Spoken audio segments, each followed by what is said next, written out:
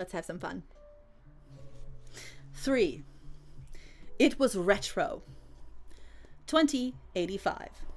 An atomic cloud of agitated rage surged out of the staircase and scowled down the hall. Weakness. Dullards played with dolls in the boardroom, but where were they when Dr. Dieter Karnak created the first stable interactive hologram? Where when the Commonwealth required drones instead of soldiers? If not for... He shook with a snarl. Tara was nothing but a reminder of his wife's distance, the seal Sarai placed in her virtual capsule. A fantasy in the house which became more a time capsule of their once contented lives than a place Dieter could stomach. Silence. Bloody silence. From Sarai, from Chairman Kaur, the utter cavity of silence while those pedestrians like Robert and Tara spoke in crescendo. The vision of his Liebchen entangled in his mind with the quantum state of a basic qubit. Yes, no, both. Plus, minus, both. 0, 1, both. Tentative as a dream's handle on the brain, the nature of quantum computing chewed into his stomach with the fear that one wrong word would break the spell. Could a true artificial intelligence created from a quantum computer be replicated? Just as epigenetic factors controlled how a child formed from the raw genetic material, so too did the nature of the creative act matter in building his quantum opus. Men like Robert, brilliant in their modes, saw only within their factual confines. They reiterated data, and begrudging was Dieter's admission of their usefulness. The world functioned because of engineers like Dr. Robert Dunleavy. Buildings built, technology maintained, a few advancements to fuel a reduction in waste or increase in productivity. How a man brilliant enough to craft the case of his Liebchen's body could see so small a use for her? No. Dieter Karnak cursed Robert's lack of vision. Quantum states were as much about faith as hard equations, their usefulness a paltry concern without the belief in their sovereignty. Superposition, the state of yes and no, and confounded scientists for decades in a theoretical springboard of strings and interdimensions he could not fathom until the holy until. The moment the box opened and shut to any semblance of a normal life. A system in one quantum state with the possibility of multiple configurations was both definite and supposed. The complexity of a system created superpositions until Dieter saw no separation between concept and function. All choices in simultaneous chorus until a solo emerged in potential. As a man was father, lover, scientist, worker, driver, cook, desperate, and sated simultaneously, the anchoring of such potentials did not require an elimination of any one part. Father, lover, murderer, scientist, war hero, worker drone, grief, consolation, satiation, desperation. The key to ensuring the human race betrayed its constant attempts to species suicide lied not in an infant Christ or the chant of a mantra 1,000 years removed from the man who saw suffering on the street. The future of the human race relied on its integration with quantum superimposed intelligence so vast and holy it saw and it understood, and it loved. Simultaneous, all, and not. Separated but integrated as a light on the hilltop or salt in the hand. And the bored. The narrow-minded like Robert Dunleavy saw profit margins, silicone sex, and laundry folded while dinner bumbled in the pot. A housefrau hoisting garbage containers, smiling while wiping the ass of the elderly. Quotas meant more than a search for the quintessential savior spread-eagled by system in his cloister. Narrow-minded cave dwellers who saw nothing but a new form of domination. Dieter! Karnak, hey! Tara's heels tapped at the ground behind him, echoed in his ears. I fear you. The engineer pursed a flask to his drone lips. He threw his hand accusingly at Lieben's empty visage. I fear you and the board spin doctors will turn meine Liebchen into a toy. Isn't that what she is? A plaything for the upper classes? Wasn't that what we were supposed to build? Tara pushed into the cloister, sat on Karnak's work table, stroked the metal top with her thumbs, shoulder dipped in feminine allure. You want her to be a real girl. Aren't we toys too, Deet? All little girls grow up to be somebody's toys. Did I treat you as a toy? Before I knew your touch was paid for by the chairman? The cloister opened before Tara's eyes, artifice attached to Dieter Karnak's sense of soul. She licked her lips, pouted as she remembered pillow talk on electroepigenetics, stimuli response, superposition. Dead, alive. Without him inside the place, it seemed as still as the tomb to an unknown princess. One squared away in small honor to cover a countercultural shame. As Dieter Karnak surged into the cloister, with the cloud of his angst, the spherical laboratory swept into a churning miasma.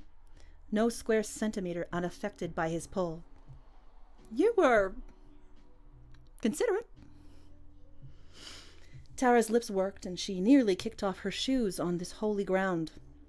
Karnak bypassed Tara's tan thighs. One hand touched on her knee with a slight squeeze.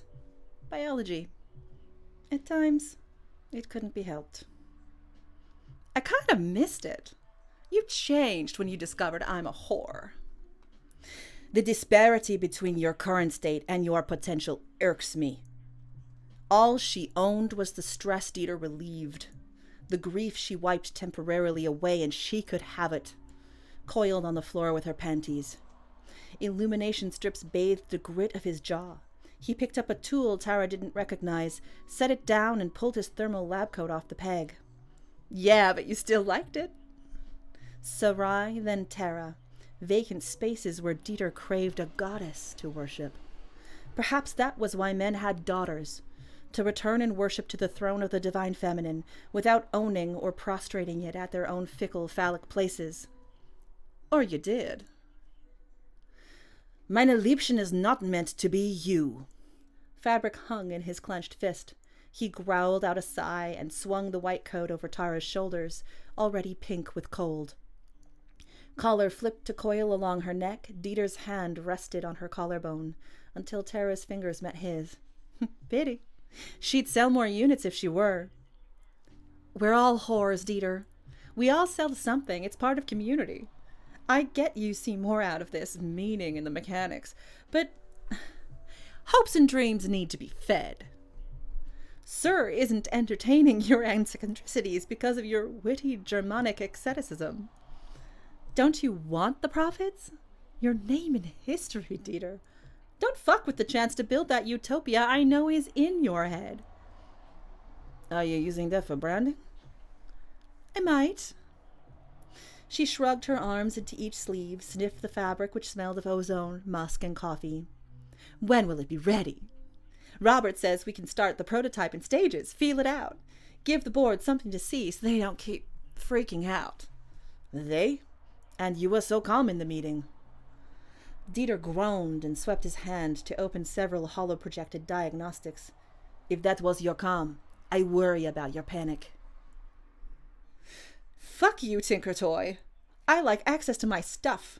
I didn't buy into the Conglom to live off $15 an hour and a free sandwich on every Tuesday. Tara's pert eyebrow raised as she hopped off the desk and touched loose purple fabric on a stand suspended from the ceiling. Silk? Eyes halted across from the altar.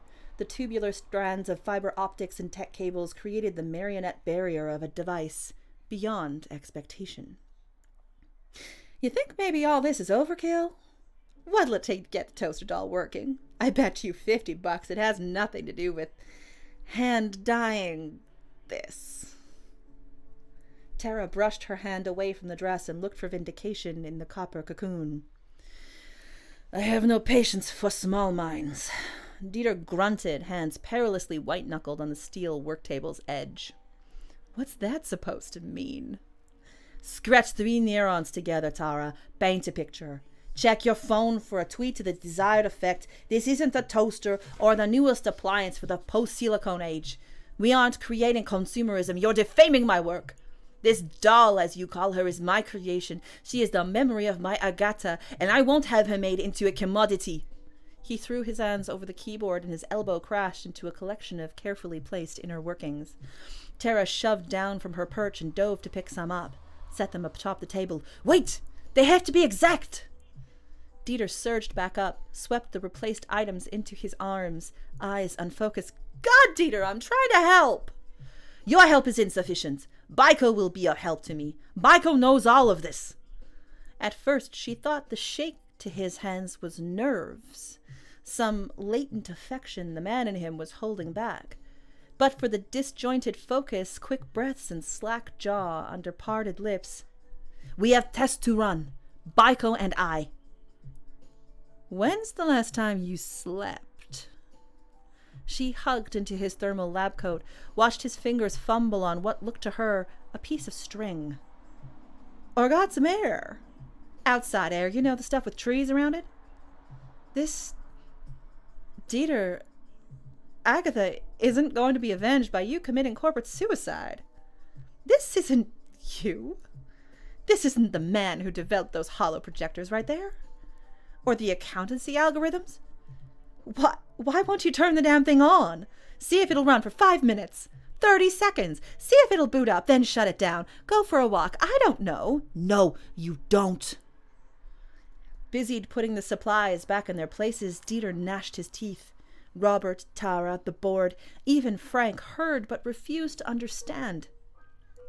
Each potential boot and reboot didn't restart a computer, it erased an organism. This woman thought it so simple, such an easy thing to birth a machine, and for a woman, it was. She did not need to stop and think a limb into being. There was no concentration on knitting the fetus's kidneys. Well-tended, cared for, fed, and warm the woman's gift bore. Goddess-like. Divine and precious. You don't know. And I can either continue building meine Liebchen or teach you the nature of quantum mechanics as it pertains to the creation of artificial sapiens. I cannot do both. Toddle off, Tara. Oh, for the love of Pete. Turn the damn thing on! Tara reached for Lieben's startup key. Meticulous labels saved Tara from any fumbles, enough familiarity with the cloister flat on her back. Or her stomach. Or her side. Karnak spoke enough about plans and sequences in post-coitus. Tara wondered if she could jerry-rig the damn android herself. No! Too late, Dieter pulled at her hand. Too late, his fingers yanked her wrist. See? Wasn't so hard now, was it? She smiled with a liquid sugar smile. He'd let go, she thought, if she proved it wasn't a big deal. Dieter wasn't a rough man.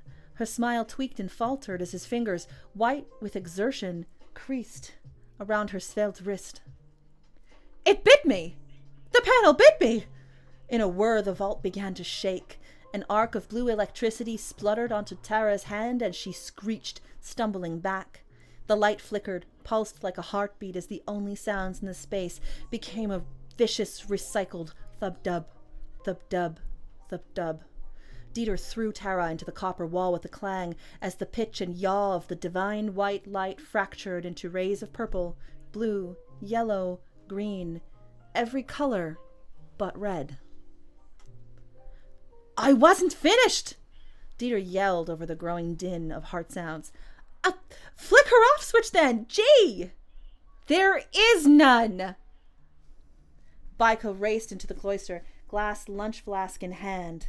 Bright-toned luminescence painted the room as spastic patterns struck arrhythmic to the staccato heartbeats. Dr. Karnak, the testing panel! Baiko crawled beneath a host of connection wires, pushed leads into Lieben's surrogate panel and through the umbilical to the android. Karnak's fingers were a blur of codes and programs, boot-up systems still in beta. Shoved them wholesale into the startup protocol. Energy input increased. Her power banks aren't charging. She's not going to compute. I'll connect the solar reserves. Baiko reached across a workstation toward the line built into the panels on the roof. No! I need time. Keep us low. Siphon the heat. Keep her cold. Karnak shoved a cylindrical pod into a pair of mechanical arms. Tara's main occupation was extrication to the dimmest corner she could find in the rotund module. With little success, she peered through cloudy eyes as the midwife of this new life form sputtered and fought with cables, binding ties, computer programs. What do you mean this thing doesn't turn off? What kind of computer doesn't turn off? The kind we hadn't finished! A blue arc of electric pain seized Baiko's nervous system. The girl cursed in Japanese, a poetic string of soft-syllabled shock. Her eyes hung lidded but open, body slumped against a metal cart full of tangled wires and candles. Oh my God! Tara dove for Baiko, yanked her body in one encumbered heave to check for a pulse. If you'd listened! She cannot be disengaged! I had more tests to run! Move! Karnak's fingers flew on the control panel as secondary systems booted up and coils of cryostatic temperature control fluid poured through tubes like gray blood. Sagan's beard! The existential hell is this? Robert sauntered into the cloister and stopped short. His coffee cup crashed to the ground. Fuck! Get out! Dieter roared, his voice the timbre of the Doppler effect as he grabbed Tara's arm and tossed her out of the cloister behind Robert.